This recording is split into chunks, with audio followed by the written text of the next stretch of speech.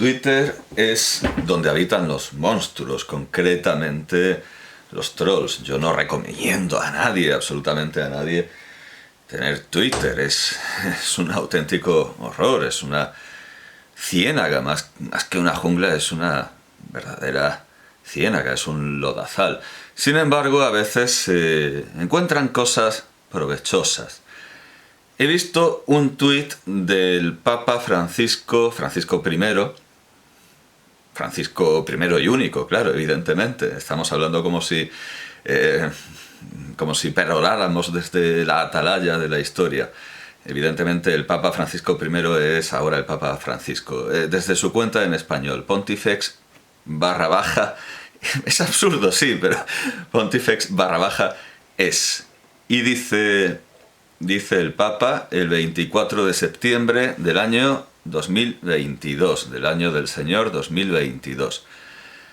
Dice el Papa: el paradigma vegetal contiene un planteamiento distinto sobre la tierra y el ambiente. Las plantas saben cooperar con el ambiente que las rodea e incluso cuando compiten, en realidad están cooperando por el bien del ecosistema. Aprendamos de la humildad de las plantas. Bien, Twitter me sugiere que vea algunas respuestas. Curiosamente, la primera que veo tiene que ver con la primera reflexión que me vino a la cabeza. O bueno, como parte de la reflexión primera que me vino a la cabeza. Porque el nombre, evidentemente, el nombre que uno contempla al leer esto es el de Kropotkin. Pero leí otra noticia al mismo tiempo y efectivamente no pude dejar de enlazar Francisco I, Kropotkin, escootado. Y hay alguien, un señor llamado David Campos, que pone una foto de escootado acariciando un gato, con otro gato que está mirando también, y dice: el Papa, aplicando en las plantas el principio que Antonio Escootado ya indicó que mejor funciona en economía. Competir es la forma suprema de cooperar. Bueno, en realidad aquí nos estamos saltando muchos pasos porque todo el mundo solo habla de lo que entiende. Pero muy bien por este señor, David Campos, porque ha visto de alguna manera el final de la historia, pero el principio inequívoco es que el Papa, desde el punto de vista de la filosofía moderna, está citando a Kropotkin. Y alguien podría decir que tiene una razón, que tiene más razón que una santa, Federica Montseny, porque Federica Montseny decía que, bueno, el anarquismo podía ser utópico, podía ser un ideal irrealizable, pero que sí había logrado hacer germinar algunas ideas y que ahora estaban siendo poco a poco aceptadas por toda la sociedad, por todas las ideologías, por todas las filosofías. Y que el Papa cite a Kropotkin puede ser una prueba a favor de lo que decía Federica Montseny, de que el anarquismo ha generado ideas que han acabado siendo aceptadas por todos. Y todo el mundo tiende a la anarquía a través, al menos, de algunas ideas. Si bien también es cierto que Kropotkin no es el fin, no es el origen último de esta idea. El Papa, como suele hacer, está haciendo mero cristianismo y hay un fondo evangélico que el Papa, por supuesto, utiliza porque es su oficio, pero que también de alguna manera usaba Kropotkin. Porque Kropotkin no salió de la nada, no es una mata que aparezca en el campo, no. Kropotkin evidentemente tiene un trasfondo evangélico como cualquier pensador occidental después de la Edad Media, es algo evidente. El caso es que David Campos lo que está haciendo es citar directamente la inversión que hace Antonio Escootado de la máxima o del planteamiento de Kropotkin, porque Kropotkin dice que la forma suprema de competir es cooperar. Escootado dice que competir es la forma suprema de cooperar, es decir, que lo importante es cooperar y que una forma óptima, la forma óptima de hacerlo es compitiendo. Lo que está haciendo Escotado es invirtiendo. Lo que está haciendo Escotado es invertir, habla invirtiendo el planteamiento de Kropotkin, que es el que usa directamente Francisco I. O sea, muy bien, o sea, este es el primer comentario que me hacen ver. La emboscadura, que es la editorial de Escotado, llevada por sus herederos, dice preciosa imagen. Bien, o sea, esto está muy bien, pero lamentablemente el resto del hilo no se mantiene en este escotadismo, en este diálogo filosófico apacible y sabio. No, los comentarios que tenemos a partir de aquí, bueno, alguien se queja no de lo que ha dicho el Papa, sino de que solo suscite comentarios negativos, con lo cual entiende que el Papa haya dicho lo que haya dicho, se ha equivocado al decirlo, porque si una sentencia suya suscita tanto odio y tanta repulsa, no debería haberla dicho por ser una figura de concordia, etcétera, etcétera. Bueno, es un planteamiento para que a uno lo odien, en realidad no necesita hacer nada, así que tampoco puede... Hay alguien que pide que le quiten el celular. Bueno, pero llegamos aquí al máximo de indecencia. Un tuitero español que tiene unos... Bueno, tampoco 5.900 seguidores, no es nadie. Tiene una foto de Syd Barrett. Bueno, pues dice de una manera profundamente irrespetuosa, absurda, dice: el paradigma vegetal es que te has fumado un porro, claramente. Le dice al Papa, pues que claro, esto permite... En fin, bueno. Y alguien responde, alguien que firma como Mikiyama no Miki, y que tiene otra fotografía, por cierto, bueno, buscar imágenes, porque tampoco estoy yo muy puesto en esto. O sea, digamos que responde a alguien que tiene una imagen de Syd Barrett, lo cual es bastante absurdo.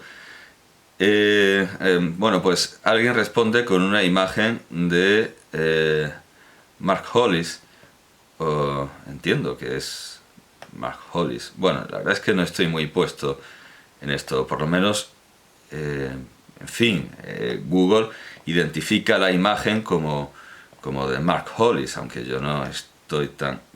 puede ser. Bueno, en fin, al final todo queda entre ídolos del pop, pero es absurdo, porque en realidad no son más que trolls, aunque este mucho menos, porque razona y dice, en realidad tiene razón el Papa. He leído varios libros sobre el tema y es fascinante. Si te interesa puedes empezar por Mancuso, un neurobiólogo vegetal italiano, que seguramente también el Papa lo ha leído, y nos da la portada del libro de Stefano Mancuso en colaboración con Alessandro Viola, Sensibilidad e inteligencia en el mundo vegetal, y en la portada salen dos árboles cuyas raíces por debajo de la tierra se dan la mano. Alguien que firma como Alejandra dice, tendrá razón, o sea, el argumento de antes, tendrá razón, pero es el contexto en el que se expresa, es un líder, debe ser más responsable en todo lo que diga o haga. Igualmente, que indistintamente de lo que ha dicho, si la gente no lo entiende, no debería haberlo dicho. Pero aquí viene nuestro Syd Barrett, basado, como se dice ahora, basado es como una metamorfosis moderna del cuñado, es el que dice las cosas con mucho aplomo, mucha convicción, generalmente injustificada. Y dice, ni eso, es una flipada lo que dice. ¿Qué es eso de que tenemos que ser humildes como las plantas? Es ridículo. Bueno, es muy gracioso que llegue aquí gente que ni siquiera da la cara, que ni siquiera tiene nombre, a decirle al Papa cómo tiene que explicar el cristianismo o cómo tiene que transmitir el Evangelio. Lo de que tenemos que ser humildes como las plantas está en el Evangelio, que habla de los lirios del campo, que es un pasaje que entra en un curioso contraste con lo de que tenemos que producir, tenemos que invertir y producir más dinero del que nos dan, y que si no sabemos hacerlo, que lo dejemos en un banco. En el Evangelio hay cosas que parecen contradictorias, por eso lo que no se puede hacer es lo que hacen los protestantes, que es coger la Biblia y dicen, bueno, todo está bien, la palabra de Dios siempre tiene la respuesta, lo abramos por donde lo abramos, siempre nos van a decir algo importante y hacen una especie de bibliomancia que encima muchos pastores recomiendan a su feligresía. Y de hecho, no solo los pastores, sino también hay comunidades y grupos que sostienen que es una buena idea dejar Biblias en las mesillas de noche de los hoteles y especialmente de los moteles. Cuanto más cutres, mejor, a donde va la gente fracasada o que tiene un problema, para que pueda sacar la Biblia y hacer esa especie de bibliomancia y abrirla por el primer versículo que pillen, y eso será una respuesta y eso estará bien. No, el mensaje hay que aceptarlo entero y como un sistema, porque si nos fijamos solo en lo de los lirios del campo, pues nos hacemos hippies. Si nos fijamos solo en lo de la parábola del talento y de que si no sabes hacerlo producir, déjalo en el banco, nos volvemos unos criptobros. El Evangelio no está ni para hacerse hippie no es ni una cosa ni otra. Hay que leerlo y entenderlo. Para eso está el magisterio de la Iglesia. No es lo que decía tan pagado de sí Gustavo Bueno, de que nosotros somos católicos y por lo tanto no leemos la Biblia, porque ser católico consiste en no leer la Biblia. No, ser católico consiste en tener el magisterio de la Iglesia y no interpretar la Biblia como un ejercicio de bibliomancia, que uno pilla el primer versículo y a piñón fijo con eso. No, hay que... Bueno, es absolutamente ridículo esto de reprochar al Papa que pida ser humildes como las plantas, cuando eso es mensaje evangélico. Es como los que reprochan al Papa reprochan al Papa Francisco hablar de nuestra madre la tierra, Claro, pero eso es ignorancia, porque entienden que se está refiriendo a la Pachamama a la que los antiguos americanos sacrificaban niños por millares. Pero eso está en el Cántico de las Criaturas de San Francisco de Asís. Lo que está enseñando es espiritualidad franciscana y en último término está enseñando mero cristianismo. Pero claro, aquí viene cualquier troll de internet y se cree en condiciones de rebatir al Papa. ¿En qué materia? No en economía. El Papa, economía, pues no sabe mucha, pero de cristianismo sí sabe. Es decir, es perfectamente posible e incluso recomendable refutar las visiones económicas, la cosmovisión económica del Papa, porque el Papa se equivoca en economía. Pero venir a refutar, venir a decirle al Papa que es ridículo que predique el Evangelio, bueno, en fin. Vamos a prescindir de estos trolls, de esta gente tan pagada de sí, a la que yo, desde luego, respeto mucho menos que a un mono. Es aquello de Huxley contra el obispo Wilberforce. Huxley le dijo al purpurado, le dijo al prelado que entre un mono, yo lo puedo adornar un poco más. Yo puedo decir que respeto mucho más a un mono que nos lanza sus heces, porque eso es lo único que puede hacer con los medios que le damos, a gente como los de la secta de Gustavo Bueno, sobre todo de ese tipo, de gente como los de la secta de Gustavo Bueno, que aun pudiendo usar la razón y los datos históricos y teniendo muchísimas más posibilidades que el mono que nos arroja sus heces, hacen lo mismo que el mono y nos arrojan sus heces léxicas y verbales, sus heces dialécticas, y solo nos insultan, nos llaman cretinos o nos mienten directamente a la cara, lo que hacen muchos de los defensores de la leyenda dorada frente a la leyenda negra, y lo hacen también, por supuesto, los de la leyenda negra, que en eso consiste. Bueno, pues esta gente lo único que hace es lanzarnos sus heces cuando tienen muchísimas más posibilidades dialécticas que diablos que un mono. Entonces yo siempre respetaré más a un mono que al autodenominado profesor que firma con esta foto de Syd Barrett y que le dice al Papa que predicar el Evangelio es ridículo, que es una flipada y que lo del paradigma vegetal, sí, que te habrás fumado un porro. Bueno, he visto por encima a Stefano Mancuso, veo que tiene una entrevista en el diario Ara con el titular "Las plantas son mucho más inteligentes que nosotros". Bueno, no nos entusiasmemos tanto. Vamos directamente a Kropotkin, que como digo, es el origen de lo que ha dicho el Papa. Pero en último término, como digo, tanto Kropotkin como el Papa, evidentemente, beben del mero cristianismo, que no solo habla de los lirios del campo, sino que está en contra de la jerarquía. Porque también he visto a estos que insultan al Papa por lo de la madre tierra, que es San Francisco de Asís. Bueno, también he visto insultar al Papa por hablar de... no propiamente al Papa, sino porque en una obra de arte subvencionada por una diócesis se pidió a... Bueno, en realidad era una obra de arte colectiva, me parece, y se pidió a un colectivo, propiamente dicho, que escribiera los pecados de la Iglesia. La Iglesia es santa y pecadora, eso es algo perfectamente admitido, entonces hablar de los pecados de la Iglesia es algo perfectamente normal.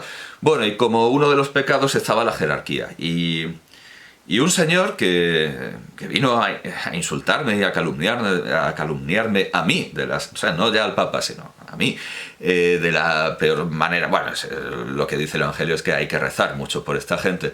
Lo que vino a decirme, da igual, a mí me insultó sin fundamento y sin ton ni son y sin tino. Lo que decía del Papa, quien hacía último responsable de este tipo de cosas, era que era absurdo considerar la jerarquía como un pecado de la Iglesia. Bueno, lo que es absurdo es considerar que la jerarquía forma parte de la Iglesia, más allá de la jerarquía angélica, todas estas jerarquías del pseudo Dionisio Areopagita. Al final vamos a ver. José Guillermo García Valdecasas, en su último artículo, propuso que no dijéramos pseudo Dionisio Areopagita, porque ya se entendía perfectamente que el autor no lo hizo con voluntad de hacerse pasar por el Dionisio Areopagita que siguió a San Pablo desde el Areópago. Yo defiendo ese juicio al hacer ver que la mulomediquina quironis no se llama la mulomedicina del pseudoquirón, porque ya entendemos todos que ese libro de veterinaria del caballo no lo ha escrito, ese libro de albeitería, ¿verdad? Es el término es albeitería del caballo, no lo ha escrito un centauro.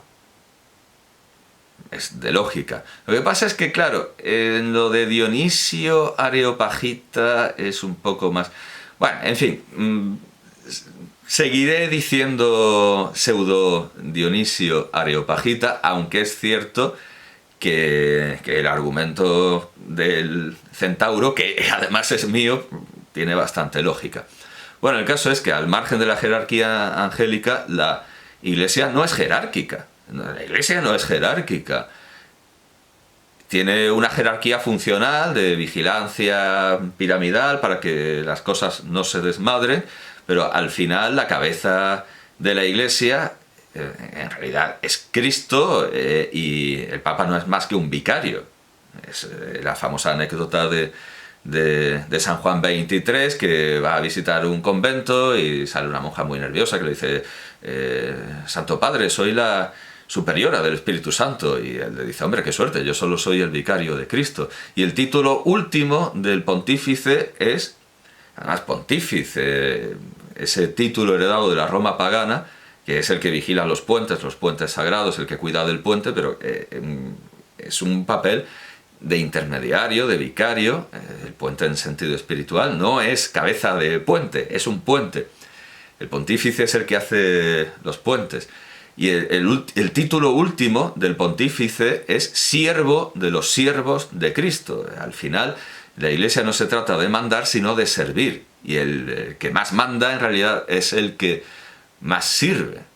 Y en la Iglesia todo el mundo es exactamente igual, un pobre pecador, al igual que los musulmanes, todos, el sultán, el califa, todos tienen que rezar en el suelo y humillarse igual. Y el califa podrá tener una alfombra esplendorosa, pero tiene que rezar en el suelo. Cierto es que supone un grave peligro para la religión musulmana el que el muecín, el almuédano, el imán que guía la oración sí que esté en un minarete o en un púlpito.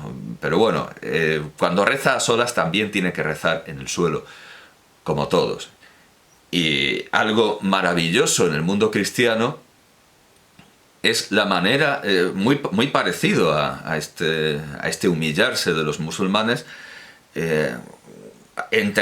algo que supone entender perfectamente que la Iglesia no es jerárquica, que la Iglesia es mutualista al estilo de Kropotkin, pero es que Kropotkin es mutualista y horizontal al estilo de la Iglesia, y los musulmanes son también horizontales al estilo de la Iglesia. La manera de enterrarse de los Habsburgo, que durante tanto tiempo estuvieron asociados al imperio, al Sacro Imperio Romano Germánico o al Imperio Austríaco. La manera de enterrarse de los Habsburgo, que siguen haciéndolo así, el último archiduque de Habsburgo se enterró además de una manera que perfeccionaba un ritual, una tradición, porque normalmente las dos primeras partes de lo que voy a contar eran títulos sobre tierras y potestades terrenas simplemente repartidas en dos preguntas. Pero en el último sepelio de un archiduque de Austria, el ritual adquirió una precisión, una elegante distinción en las dos primeras preguntas. No sé si tendré... Bueno, sería muy precipitado y muy difícil buscarlo. Pero al principio hicieron, como siempre, los llevaron a la cripta, llamaron a la puerta, y desde dentro preguntó un monje. Bueno, la verdad es que no sé si es un monje o un fraile. Esto debería haberlo buscado. Vamos a ver si... Además, no creo que esté... bueno, de hecho lo primero que sale al escribir cripta, me sale la cripta de los capuchinos. Los capuchinos son... Ah, claro, por la novela de Joseph Roth. La cripta de los capuchinos de... bueno, voy a buscar entierro, último archiduque de Austria. A ver si encuentro... Es la cripta de los capuchinos de Viena, la cripta imperial. Bueno, hay una noticia de El País titulada Pompa y Tradición, pero hay aquí más tradición que pompa. Esta es de 2011. Pompa y tradición en el entierro de Otto de Habsburgo. A ver si más que la pompa me hablan de la tradición. Sí lo cuentan. Sí lo cuentan. El antiguo ritual de acceso a la cripta exige, lo ponen con J, como ha decaído El País, que se golpee 3 veces a la puerta. ¿Quién solicita entrar?, pregunta un monje desde el interior. Creo que no es exactamente una pregunta tan burocrática, es más bien ¿quién es o quién anda ahí? Pregunta un monje, sí, son un monje, pero claro, si son capuchinos, los capuchinos son... Yo creo que los capuchinos son frailes. O sea, no hay que fiarse de esta noticia en absoluto. Orden de los hermanos menores capuchinos. hermanos, vamos, que yo sepa, son frailes. El caso es que, bueno, voy a buscar el vídeo y lo creo que es perfectamente legal que lo haga escuchar en esta disertación. Voy a tomarme un tiempo para buscarlo.